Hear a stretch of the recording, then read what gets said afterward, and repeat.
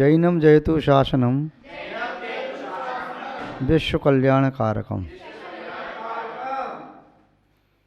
धर्म स्नेही सत श्रद्धालु यहाँ पर उपस्थित आप सभी भव्यवर पुंडरीक पुण्यात्मा महानुभाव, आचार्य भगवान समंतबद्ध स्वामी द्वारा विरचित रत्न कर्णक साबकाचार की वाचना में षष्ठम अधिकार, जिसमें शल्लेखना व्रत समाधिवण की विधि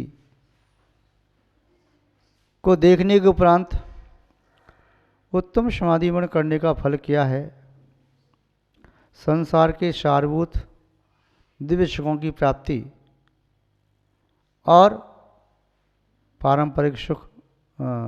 पारंपरिक मोक्ष सुख जो पंडित मणों को प्राप्त करते हैं, वे सिद्धत्व को प्राप्त करते हैं।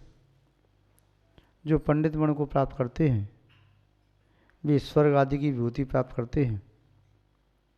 जो बाल पंडित मणों को प्राप्त करते हैं वे भी स्वर्ग की विभूति प्राप्त करते हैं। वाल मरण सम्यक दृष्टि का होता है और चारों गति में संभव है, किंतु वाल मरण वह धर्म की कोटि में नहीं आता, क्योंकि वह मिथ्यात्व और असंयम से संयुक्त होता है।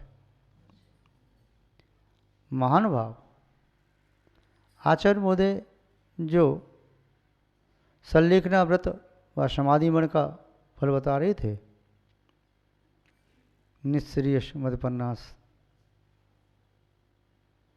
निःशेष अभ्युदम इत्यादि जो कार्य का कह करके उन्होंने बताया कल्याणकारी सुख प्राप्त होता है जिसमें दुख नहीं।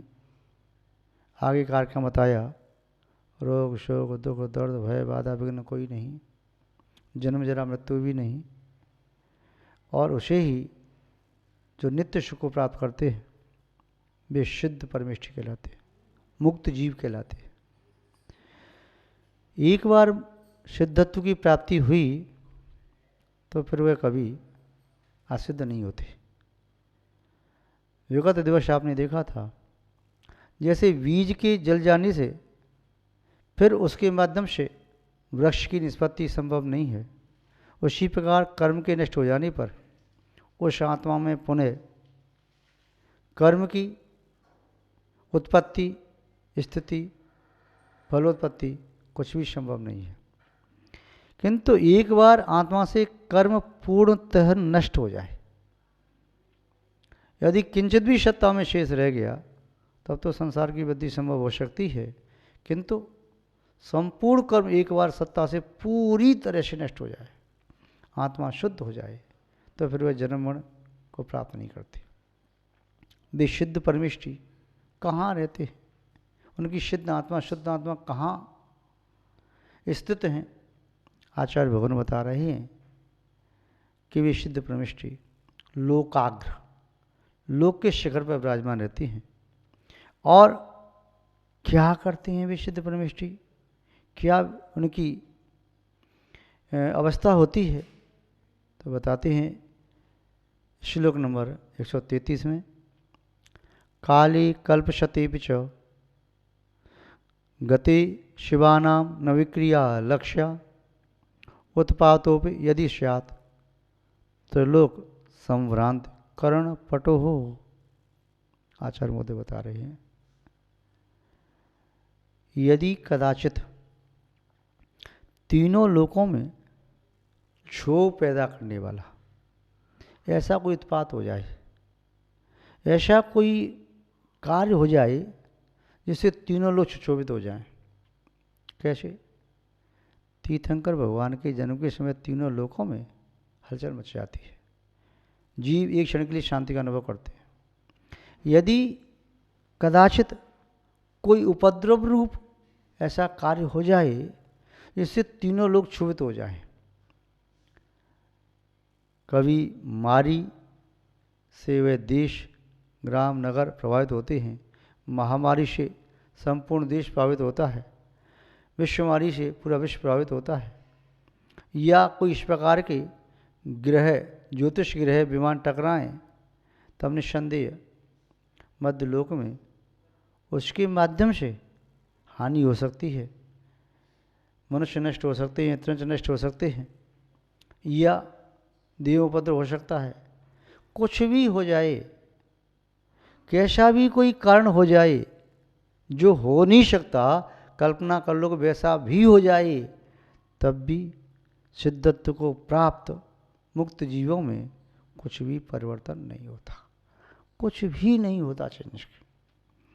जैसे सामने दर्पण रखा हो, उस दर्पण में प्रत्यक्ष में सामने जलती हुई अग्नि की परछाई पड़ रही हो, प्रतिबिंब में झलक रहा हो, उस परछाई से दर्पण गर्म नहीं होता।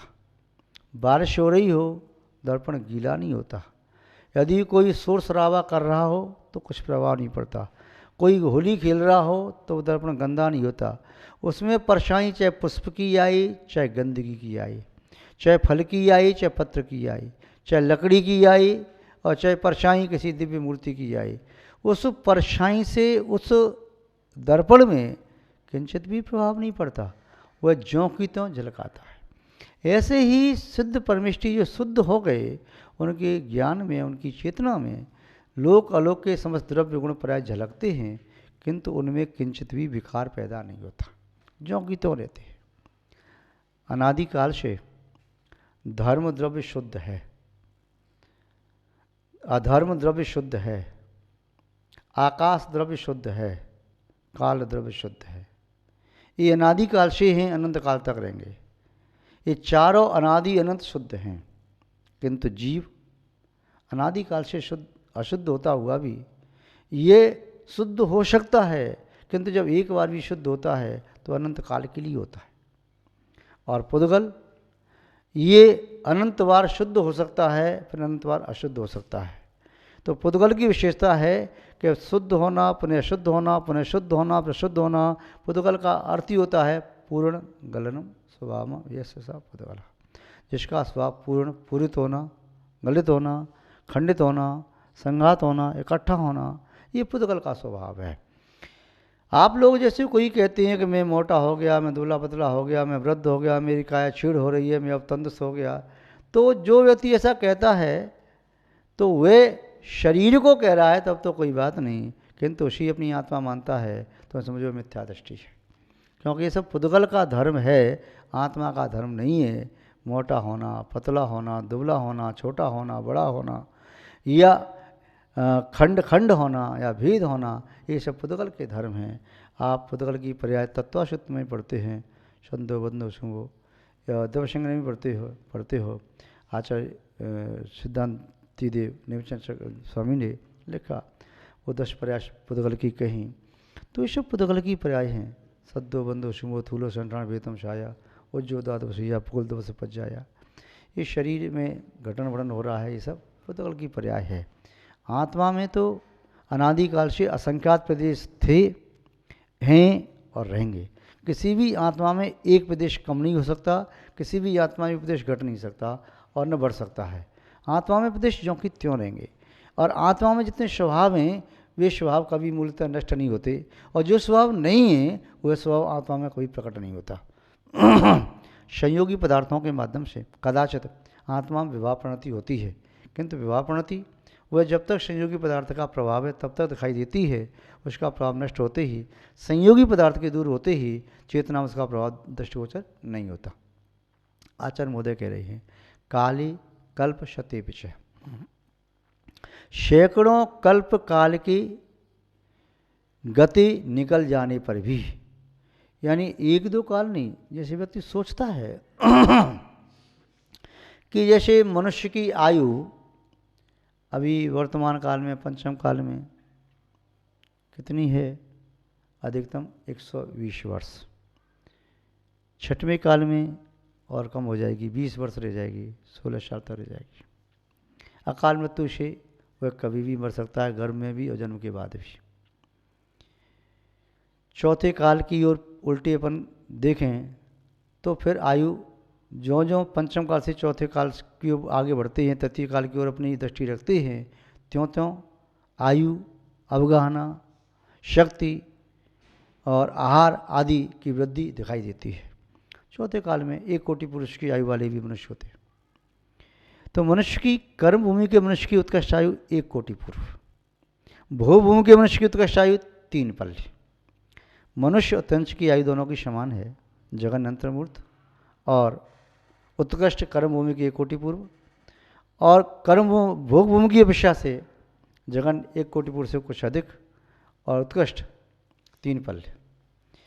इस पल्ले से ज़्यादा आयु वाले देव भुवनवासी आदि होते हैं, सागर में आयु होती है, पल्ले में भी होती है, पर अशोक कुमार आदि जाति के देव हैं, उनकी आयु सागर में होती है। उससे ज़्यादा आयु वाले देव वैमानिक देव होते हैं, क्योंकि व्यंतर और ज्योतिषी देव का आयु वर्ष में ही होती है।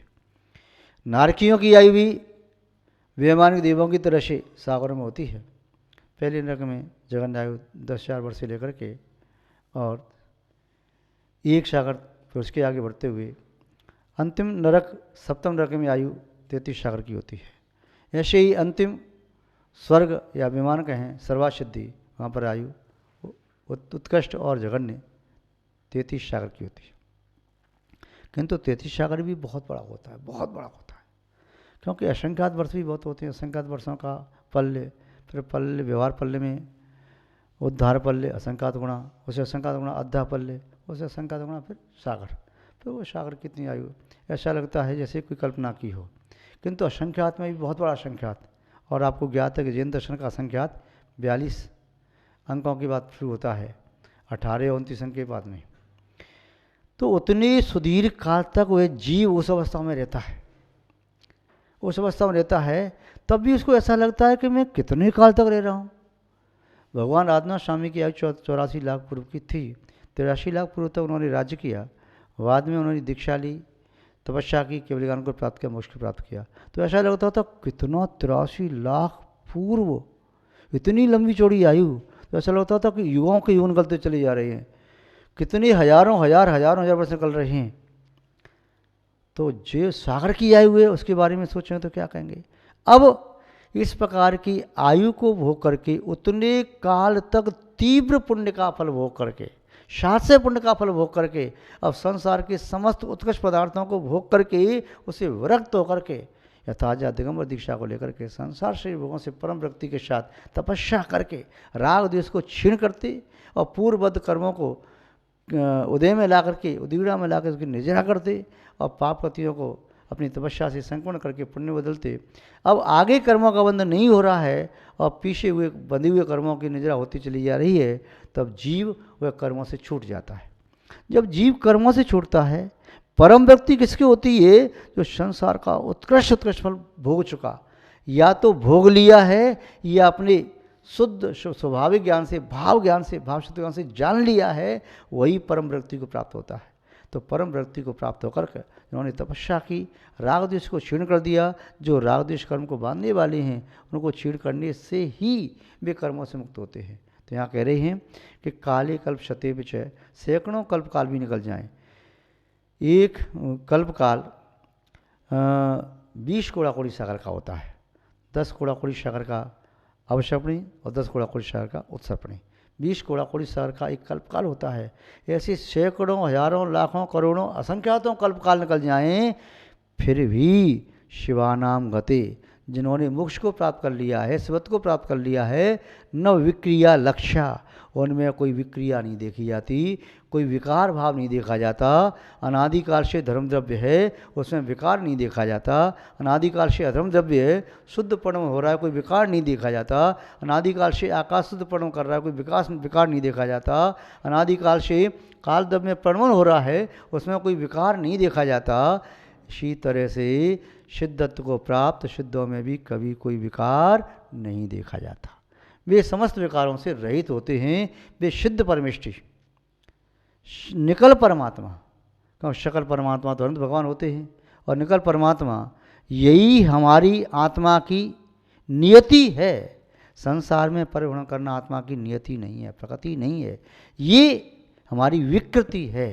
और हम विकृति को छोड़ करके अपने सुसंस्कारों के माध्यम से, संस्कृति के माध्यम से सुसंस्कार ग्रहण करके प्रकृति को प्राप्त कर लें, तो हम शिद्दत को प्राप्त करके फिर कोई भी प्रक्रिया विक्रिया अशुद्ध परिणमन संभव नहीं है।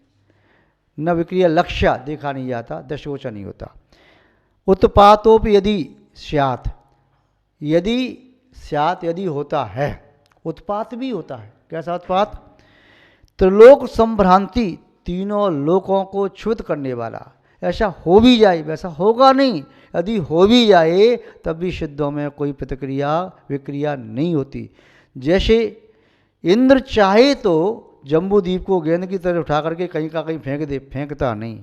ऐसे ही यदि कदाचित तीन लोक में कोई संभ्रांति हो जाए, क्षोभ हो जाए, उत्पात हो जाए, तब भी सिद्धों में कहीं किंचित भी कुछ विकृत परिणमन नहीं हो सकता।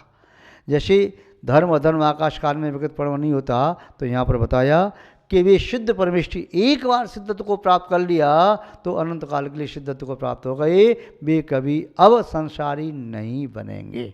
तो महानुभाव, आप और हम उस संलेखनावत की भावना भाते हुए इसका निर्दोष पालन करें, अंत में उत्तम समाधि मन को प्राप्त करें, परम विशुद्ध परिणामों के साथ अपने पार्थिव शरीर का परित्याग करें, इसको जैसे जीर्ण वस्त्र की तरह से छोड़ दें और आत्मा में राग द्वेष को मंद करते हुए उन परम शुद्ध का ध्यान लगाते हुए इस पार्थिव शरीर का परित्याग करें, उत्तम समाधि को प्राप्त करें। ऐसी हम आपके प्रति मंगल भावना भाते हैं और इन्हीं मंगल भावनाओं के साथ अपनी शब्द श्रृंखला को विराम देते हैं। जय बोलिए श्री शांतनाथ भगवान की, परम पूज्य आचार्य गुरुदेव श्री विद्यानंद महाराज की, अहिंसा में विश्व धर्म की।